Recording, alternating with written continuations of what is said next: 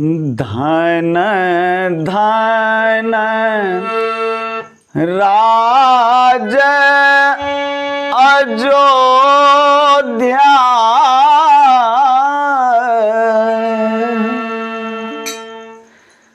धन राजा दशरथ रे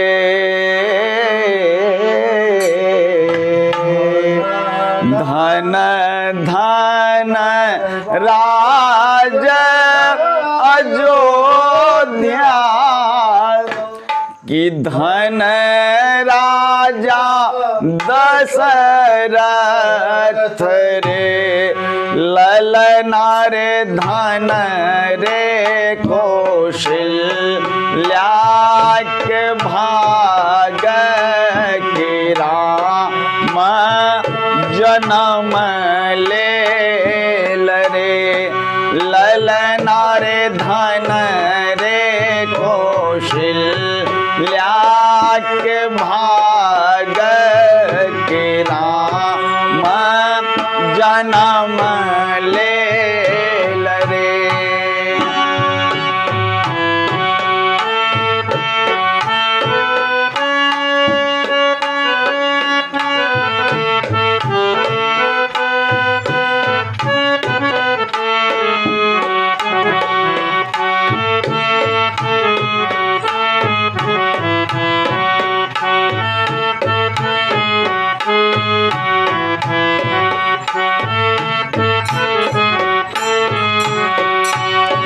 ललना रे धन रे कौशल्या रानी के भाग के राम जन्म ले रे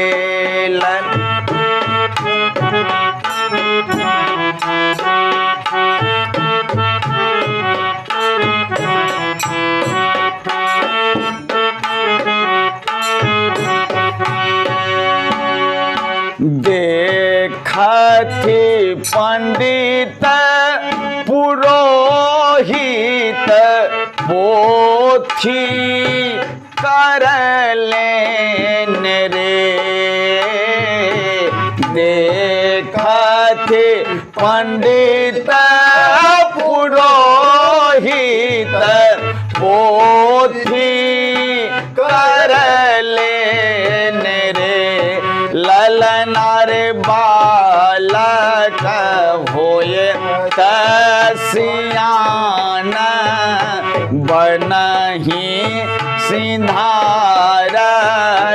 रे ललना रे बालक होए कसियान बनहि सिंधारल रे।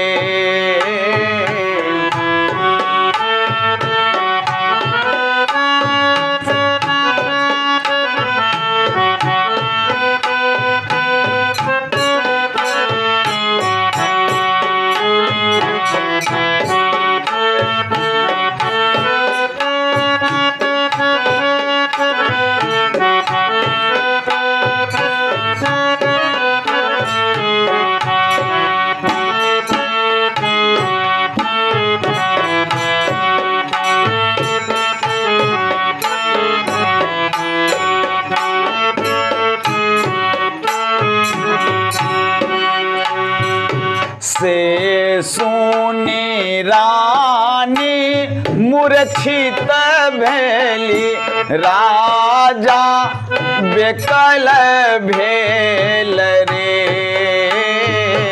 से सुनी रानी मूर्छित भेली राजा बेकल भेली रे ललना रे राम जन्म ले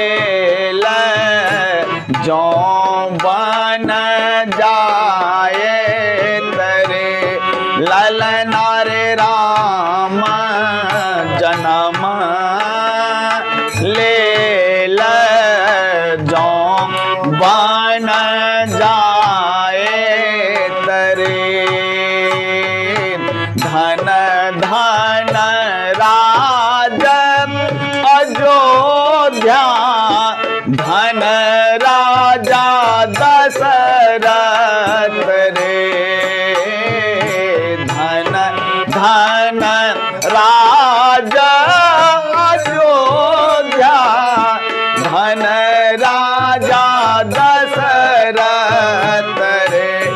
ललना रे धन रे कौशल्या के भाग की राम जन्म ले रे।